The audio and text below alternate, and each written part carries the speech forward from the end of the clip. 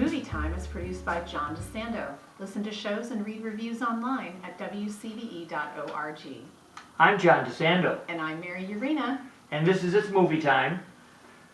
Okay, it's time to hit the road, Mary. Now, I know some people who are going across the country that we sometimes call nomads. Yes. And there's a movie about them called Nomadland. It is an amazing journey to take with them.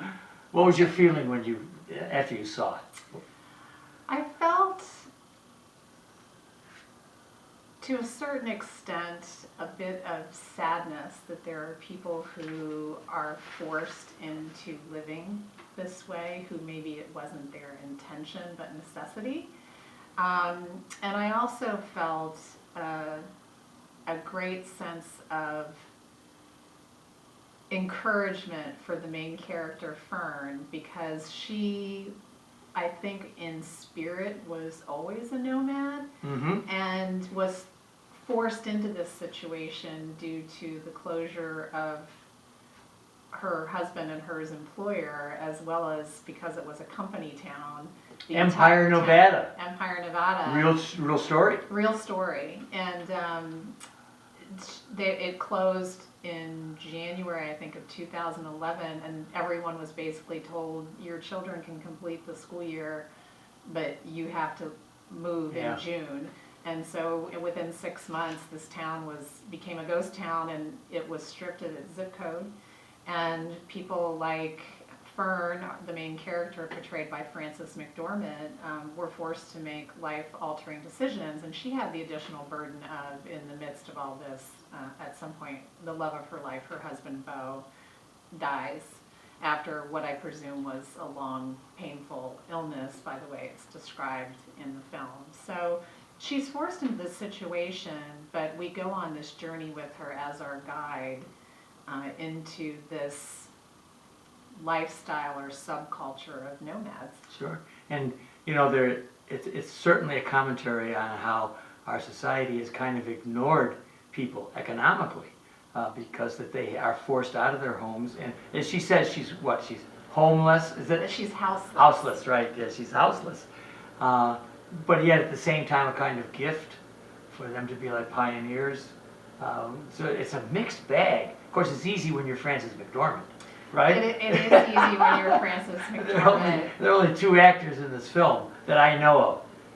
Well, and it's common for the director, Chloe Zhao, to work with non-professional actors. Yes. And for those of you who are familiar with the book Nomadland, upon which this movie is based, it was a 3 or 4 year project by the writer Jessica Bruder. Yeah. And she actually lived out of a van and traveled with the nomads, and 3 of the people that she ends up following in the book are real people, Linda, Swanky, and Bob. Oh, yeah. And they basically play fictionalized versions of themselves in this film. So the only 2 recognizable actors, to your point, were Frances McDormand and David Strathairn. Yes.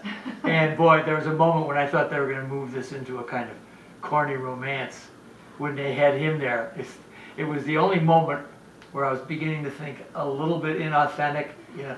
It was a little inauthentic, and also I wondered why David's character was even in the film, other than to provide that aspect of the character Fern having to make a decision. Yeah, and that's really the only purpose I saw that the character served. You know, for me, it's had several purposes, and one of them to add for what films frequently need that romantic edge to it. And I thought that was the way Chloe could interject that only fictitious part of it. I mean, it's all fiction based upon reality, but his character was just kind of creeping toward a standard romance, and it didn't do that. It didn't do that. It took a U-turn, which was positive in terms of the tone of the film and Fern's journey. And I really felt that the unseen main character for Fern was Beau, her husband. Her husband, yeah. And it's referred to later on where there's some resolution with Fern's character moving on as to the fact that he was the love of her life. Yeah. And that she made a lot of decisions to live this lifestyle and empire because of him. But that's what my reference to, I think she maybe was a true nomad. Well, I at like heart. that. I like that comment. And I that think you're right. she ultimately realizes that, having gone through this year-long journey with her. And she really serves as our guide, as the director has said in several interviews, to this nomad land lifestyle. I think my favorite is Bob Wells. He's bigger than life. The And guru. I didn't know. The guru of nomad living. And so he gives them advice, even has a podcast. Yes, and a YouTube channel. Yes. Which was amazing. I mean, that to me was an amazing revelation. I mean, you think of people who live on the edges of our quote-unquote normal culture and normal society. You know, these are people who are now transient laborers and really move with where they can work. And he has developed this following of advising people how to do it. Yeah. From how to outfit your van to how to travel safely. Or how to change a tire. How to change a tire. Yeah. What I love about the film is there are both those elements, the romantic element, and then there's the reality of fixing your car. Does your car going to start? Right. Can you fix this? Do you have a spare tire? Her friend, it was either Swanky or Swanky, yeah. She's like, how could you be out here without a spare You tire? could die. How are you going to survive? And that for me set up the moment that I knew was true.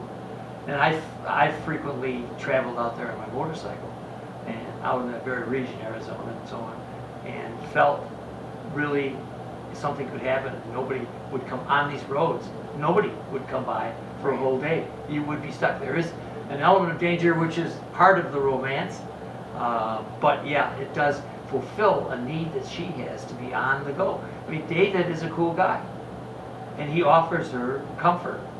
He in effect asks her to stay with him at his sister's, or I think it was his son's. Because They had just, his son and daughter-in-law had just had his first grandchild, Yeah. I'm assuming. Yeah. And that's what prompted him to leave the road. Mary, I love the fact she can't sleep in a bed. She has to go into her RV to sleep. Yes. She's hardcore. Very quickly, too, because she goes from living in her home to living in this van, trying to figure it out, some on her own. The thing that I really appreciated about the real-life nomads who play the fictionalized versions of themselves is you got the sense that it's a community of people who have created their own family, who care. And for yes. Fern's character, they become her spirit guides, if you will, not only dispensing practical wisdom, but dispensing life wisdom to her as she's going through this journey of grief, not just for her husband, Beau, but for the life that they had together. And I also think to a certain extent to her true identity, like she's been grieving for her true identity for a long time. So all of those things come together very beautifully, and I would be remiss if we didn't talk about Frances McDormand's performance in this film. I know. I was watching it thinking, there's not a lot of dialogue, but what there is so essential to revealing aspects of the character of Fern and this journey she's on, and just the way Frances McDormand delivers the lines and plays the emotion so subtly on her face. You know, she's a perfect film actor because Yes. she just twitches and it's meaningful. It's meaningful, Yeah. exactly. And I was trying to figure out the same thing. It's such a naturalistic performance. People are going to get out of there and say, she's up for best actress. Oh. You know, they're going to question. And I understand what they're saying, but if you really appreciate film acting as opposed to stage acting, Yes. she is a consummate actress. And this role especially, because I was watching it thinking, it's definitely a character-driven study Yes. of a film.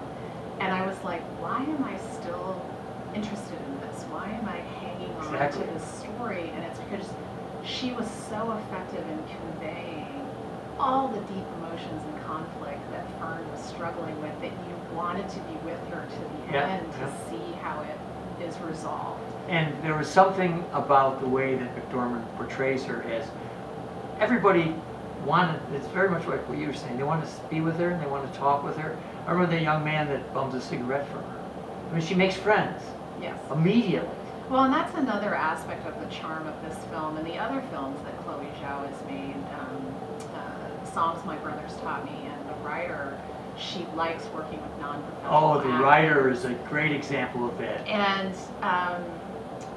the young man you're referring to that she gives the cigarette to, that was somebody that they literally met while filming, who was out on the road. Oh, yeah. So there's a great authenticity that the director is able to really derive and give you the palette, not only of the landscape that you're seeing, which is stunningly beautiful. The cinematographer is also up for And particularly in South Dakota, those ragged hills, beautiful. Just beautiful. Yeah. And that's the romantic aspect Yes. of being a nomad, but then there's the realistic aspect of how are you going to fix your flat tire, or how are you going to earn money, and most of these nomads are basically itinerant workers. Yeah. In fact, there's in the book, I understand that there's quite a reference to Amazon and camper I force. love the Amazon motif here. And I mean, they're making money to keep themselves going. right, and Amazon actually pays for these itinerant workers to park their